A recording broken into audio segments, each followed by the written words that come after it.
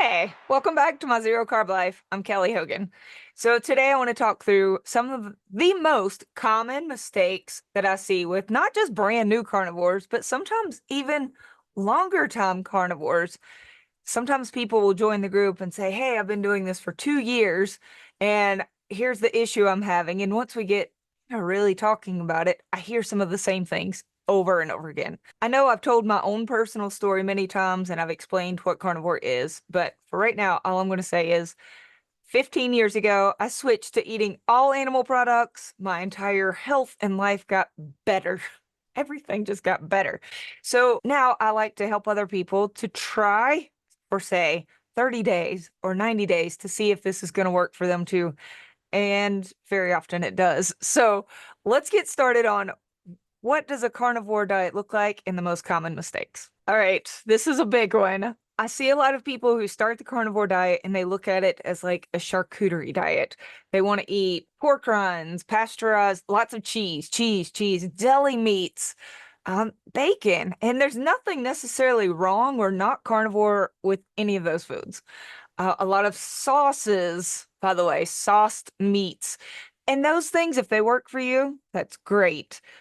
But nutritionally, the bulk of our diet should be meat, fresh meat, steaks. It could be chicken wings, but pork chops. I personally, if I'm going to have any meats, I don't include sauces unless it's an unsweetened hot sauce or some mustard. My body does fine with those things.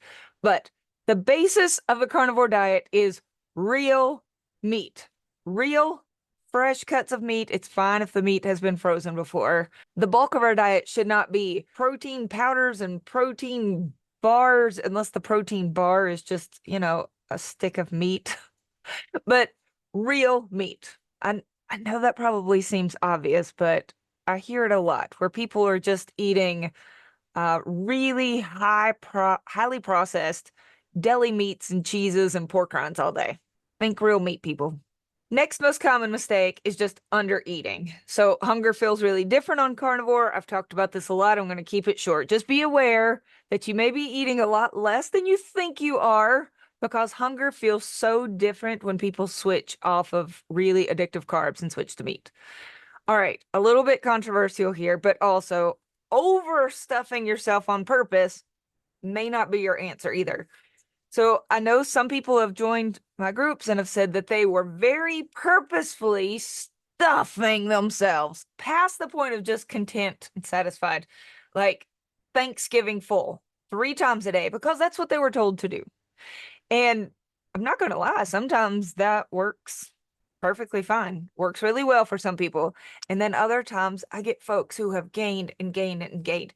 2 different people, a man and a woman this week, as far as I know, they don't even know each other, said that they had gained 70 pounds each, not combined, 70 pounds each following that advice. And I think the idea was that at some point they were supposed to start fasting. But they found that they were terrible fasters, even after doing all of the stuffing of themselves. So I am not saying that stuffing yourself past the point of contentment is the wrong way to do carnivore. I'm just saying it's not the only way to do carnivore. And sometimes people start eating so much more very suddenly, and they put on a lot of weight, and that weight doesn't just fall back off like they expect it to. I'll leave it at that. Slight aside here, when it comes to adjusting calories or fuel intake, meat intake, whatever you want to call it, I just suggest that people make those adjustments really slowly. So if you know you were eating approximately 1,500 calories before and you find out, my gosh, my body's giving me signals that that is not enough. And I looked at a TDE, a total daily energy expenditure, and it's confirming that is not enough. Instead of jumping, say, to 2,000 or 2,500 calories, just adjust really, really slowly to avoid that sudden weight gain and digestive upset. Also, if you find out that you're eating way more than your body likely needed, and oh my gosh, I'm really gaining, and I checked in with a TDEE, and it turns out I'm eating way more than recommended, please don't make any sudden drops. Really slow. Otherwise, you're going to be extremely hungry. Your sleep may suffer. Your quality of life is going to suffer. So I would recommend, instead of going from I'm not eating enough to now I'm going to stuff myself like crazy, or I'm eating too much, so I'm going to starve myself. Really slow incremental changes in the right direction. Bodies like that so much more. So do bowels. Okay, the next mistake I see is people are oftentimes really afraid to eat any dietary fat. I would recommend that people try to keep their fat intake between 60 and 80%. A couple of videos ago, I showed people how to do that using an app, something like Carb Manager, just any free tracking app. But most meats, when it comes to, ribeye, a good fatty pork chop, chicken thighs, especially if you cook them with a little bit of butter, eggs, these all have between 60 and 80% calories from fat. And that's like a really respectable, great place for people to keep their fat. If you have a day here or there that goes lower than that or higher than that, probably fine. But in general, people tend to feel their best on the carnivore diet if they keep their fat between 60 and 80%. And if you're not tracking any of that, it's fine. Just focus on burger patties, ribeye, bacon, eggs, meat that isn't skinless, boneless chicken breast. Should be okay. All right, let's talk about dairy and eggs. If you feel great eating them, me too. Fist bump. Woo, it works. Okay. If it isn't working, as in you still feel inflamed, you've been doing carnivore for a while and you still don't feel good, I would try cutting out the dairy and the eggs, especially chicken egg whites. The yolks don't tend to be as inflammatory. People don't tend to have as many sensitivities. There's a protein in chicken egg whites. It just bothers a lot of people. And if that's you, I would just try life without it for a while. Cut out all of the dairy. Most people don't struggle with butter. Like just cooking with a little butter tends to be fine. You probably don't need sticks of butter, but just try life without dairy and eggs if you aren't feeling well. If you're feeling good, keep them. I will. Next mistake. People look at the nutritional facts and they see that carbs equal 0, but they don't look at the ingredients. And sometimes people are using like beef bouillon cubes or different bone broths and mixtures or protein powders, even electrolytes, and they haven't read the ingredients. So for me, if it has gluten, dyes, seed oils, sweeteners, even if it says carb 0, I don't mess with it. But there's a slight possibility that you are not me. So do what works for you. I'm so passionate about the next tip that I even made a t-shirt about it. Purse bacon. Always come prepared, people. So it doesn't have to be bacon. It doesn't have to live in your purse, but have some meat on hand. Have a plan. If you're out and, everybody decides I'm going to go out and eat and they go somewhere where there's nothing for you. You haven't looked at the menu. You didn't pack a carnivore bar in your purse or something to eat. It's going to be hard for most people to just sit and watch everyone eat while you have nothing. So at least have a plan or pack some meat, some dehydrated meat, a bag of pepperoni, something that's going to tide you over until you get to some really good, perfect, tasty meat at home, probably. And that'll keep you away from the foods that's just going to end up hurting your body. Okay, another mistake I see is people saying, and I've been guilty of this myself, of saying, oh, I'm losing weight on carnivore and I don't even have to exercise. Well, that's great. I mean, it is. It's also very possible. I see it happen. But being sedentary is never going to be as healthy or as effective as being active. Like, period. If you're able to move, move.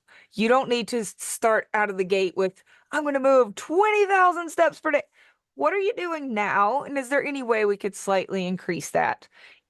If not for weight loss, although yes, for that too, but also just for overall mental health, for longevity, for keeping our muscles, use every single muscle that we want to keep. That's a good rule of thumb. And a 20-minute walk after a meal is far more powerful than people give it credit for. Just give it a try. If you don't believe me, in fact, don't believe me, just give it a try. Okay, another mistake I see is people focusing on the end result, which you can't really control. Instead, focus on what you can control. We can control how many steps we go out and take or exercise. We can control what time we put our heads on our pillows at night. if we take any steps to work on our digestion. So in the handbook that I have for my group members, there's a whole chapter on digestion, whole chapter on sleep. We can control how many of those things we're working on. We can control if we do some breath work to work on stress. So we can't control the things that happen to us throughout the day, but some of the measures that we can take to signal to our body that we are safe. My husband is outside the window and Millie really wants to be out there with him. Okay, focus. Basically, we are in control of what we do, but we are not always in control of the exact results that will come. So instead of just focusing on the scale or even measurements, focus on the actual work that we're putting in. And if you do that, not just for a few days or a few weeks, not even a few months, I'm talking just keep focusing on the consistency of that work for years. Yes, for years. Look at it as this is what I do now. I'm here to tell you the results will show up. They will. It's never as quick as people think it will be. Same, me neither. But the results will come. So let's just focus on doing the work, putting in the time, staying consistent. All right, very often I see people who are afraid to get data. Either they were told that carnivores shouldn't track things, that we don't need to, but I would just encourage you, if you aren't getting the results that you want and you have no idea why, just open your mind to the idea that you might need some data to make some adjustments. So I do teach group members. I say, you don't have to track your food, but I'm going to teach you how. You don't have to adjust to accommodate this TDEE calculator, but I'm going to teach you how. By the way, every time I say those letters, people get mad if I don't specify.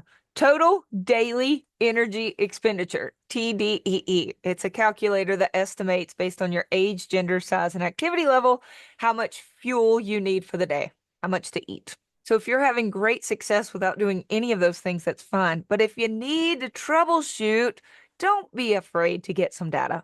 My next tip is consider using a habit tracker. If you already have all of your habits in place that you want to ever use and everything, got this. That's great. But frankly, for many years now, I have kept either a piece of graph paper on my fridge where I write out what I want to do every day and just put little check marks, or I print out a bubble sheet and I bubble in every day, or I have an app now where I just swipe that I did each of my habits that I work on every day. So every day I do my 25 squats. Every day I do about 25 push-ups. Every day I stay completely carnivore. And even though some of those, like that last one there, I don't have to think about, I still like noting that I did it every day. Also, each month I try to change up those habits some.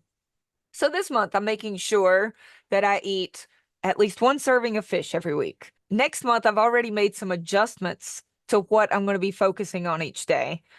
But having a way to track it, it feels kind of childish. I know, like, oh, I have to earn my gold star today.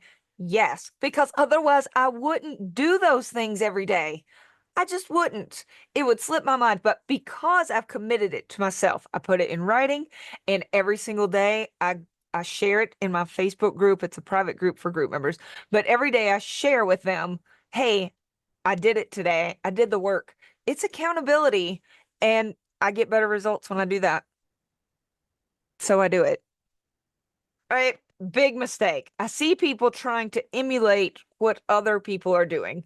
So let's cover this. Your own results should take priority over someone else's rules or some influencer's advice, including mine. 100%.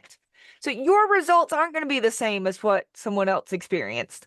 We can absolutely learn from one another, learn from other people, but please don't let someone else's advice rule over what you have personally experienced and your own results. So if your body is getting better results and feels better when you either add more salt, less salt, more packets of electrolytes, no packets of electrolytes, whether you feel better if you keep in just a little bit of low carb veggies or you have none at all forever. Yes, do that. I just want you to seriously pay attention to your own body's cues and how you are feeling. There are very few things that apply to everyone. Frankly, nobody is going to heal better or feel better if they add in more sugary processed foods. I think that's a universal. And I think everyone is going to benefit by eating more nutrient dense foods. Hello, meat. But past that, there is no one perfect way. There are no perfect macros. There's no one exact way to eat that is going to be 100% perfect for everybody. So make your own rules. And the last thing I'll say on this topic is this: let your honest results guide you and not your addictions. So sometimes somebody will say, because they're still very addicted to something, look, this is working for me, even though they've got some serious evidence that it's not working for them. If it's your own true results and it's working for you, that is great. Do what works for your body, but see if you can do it through the lens of real honesty and not just because you're still addicted to something. Okay, next mistake. Let's have realistic expectations. The first few weeks of any major diet or lifestyle change, whether it's carnivore or not, may not be amazing. You might go through some really difficult withdrawals from sugar and carbs. You might experience some oxalate dumping. Your bowels might need time to adjust. You might need time to get the appropriate amount of stomach acid to digest all of the meat that we're eating on this diet. Sometimes things get worse before they get better, but please hang in there. I mean, it can take months for some issues to resolve. I have people who, after a couple weeks, say, I don't understand why I haven't gotten rid of all of my joint pain. You're like, sometimes that takes months. And they say, oh, I thought it was always so fast. It's not always so fast. There were things that kept getting better and better for me even after years that I would have probably said in my first year or two of carnivore, well, this didn't resolve. One of them was loose skin. In the first few years, I would have said, I still have all this loose skin. Well, now it's 15 years later, and that's gotten better and better. So everything doesn't just instantly resolve. If it took decades to become a problem, if the problem got worse and worse over decades, it might take more than just 6 months to resolve it as well.